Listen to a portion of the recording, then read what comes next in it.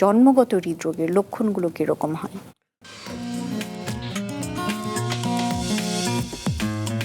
যে সব হৃদরোগ কিন্তু লক্ষণ তৈরি করতে পারে না খুব অল্প বয়সের মধ্যে। তাহলে এমন হতে পারে যে অন্য কোনো কারণে চিকিৎসকের কাছে গেলে চিকিৎসক সন্দেহ হতে পারে এবং তিনি জন্মগত হৃদরোগ হয়তো শনাক্ত করবেন। কিন্তু কিছু কিছু হৃদরোগ আছে যেগুলো লক্ষণ তৈরি করতে পারে, সেগুলো বাবা মার জানা উচিত। এখন যেটা আমরা আলোচনা করব সেটা হলো যেগুলো লক্ষণ তৈরি করতে পারে। যে কোনো শিশু যদি অস্বাভাবিক আচরণ করে, বেশিরভাগ ক্ষেত্রেই দেখা যায় যে একই ফ্যামিলিতে হয়তো আরও বাচ্চা আছে, নিজের বাচ্চা থাকতে পারে, ভাই বোনের বাচ্চা থাকতে পারে, দাদা নানা দাদি নানি থাকলে তারা বুঝতে পারবে যে তাদের আরও নাতি নাতনি আছে, এই বাচ্চাটি হয়তো সেই রকম বিহেভ করছে না। একদম জন্মের পরপরই খেয়াল রাখতে হবে ঠিকমতো শ্বাস নিতে পারছে কিনা, বাচ্চাটার শরীরের রং কেমন সেটা খেয়াল করতে হবে, খেতে পারছে কিনা এটা খেয়াল রাখতে হবে।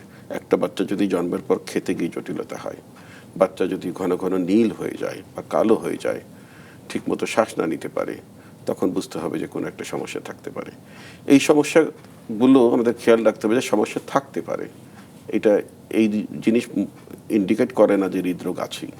আচ্ছা, অন্য কোনো কারণেও তো এগুলো হতে পারে।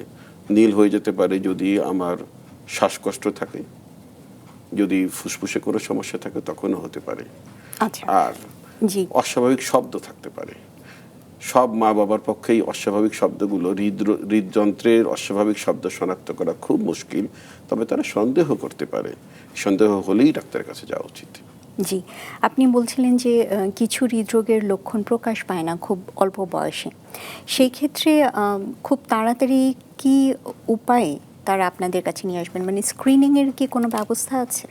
এই কথাটাই আমি এই জায়গাটা আরেকটু গুরুত্ব দিতে চাই যে সত্যি সত্যি কিছু কিছু হৃদরোগ আছে যা লক্ষণ সেইভাবে প্রকাশ পায় না খুব অল্প বয়সে।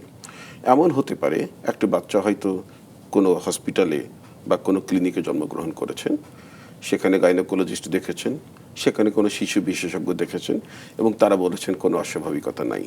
দেখা গেল 3 দিন 5 দিন 7 দিন গিয়ে তারপরে লক্ষণ প্রকাশ পেল। তখন কিন্তু অনেকেই ব্লেম করার চেষ্টা করে ওই হসপিটালকে, যে তারা হয়তো ঠিকমতো ধরতে পারেন নাই, তারা হয়তো গাফিলতি করেছেন। ব্যাপারটি আসলে সেই রকম না। কিছু কিছু রোগ আছে যেটা আগে ধরাই পড়ে না। আচ্ছা, আর সবগুলো বাচ্চাকেই যে ধরে ধরে পরীক্ষা করা হবে, বিশেষ করে যন্ত্রের মাধ্যমে পরীক্ষা করা হবে, তার তো কোনো দরকার নেই না।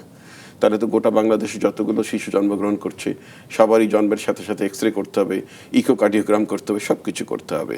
কিন্তু কয়টা বাচ্চার এই ত্রুটিগুলো থাকে? একটু আগে আমরা আলোচনায় দেখেছি 1000-এ 8টি বাচ্চার থাকতে পারে। 1000-এ 8টি বাচ্চা মানে প্রতি 1000-এ 8টি থাকছে তা না।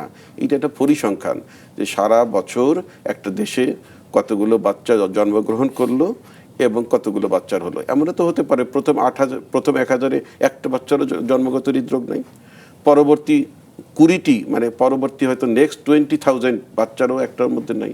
আবার দেখা গেলো কোনো একটা 1000 স্লটের মধ্যে 5টা বাচ্চা পড়ে গেছে। সুতরাং সব বাচ্চাকে তো ধরে ধরে ইনভেস্টিগেশন করানো যায় না। কিছু কিছু লক্ষণ প্রকাশ পেতে পারে, প্রকাশ পেলে তখন ডাক্তারের কাছে নিয়ে যেতে হবে, আদারওয়াইজ ভালোই চিন্তা করতে হবে। আচ্ছা।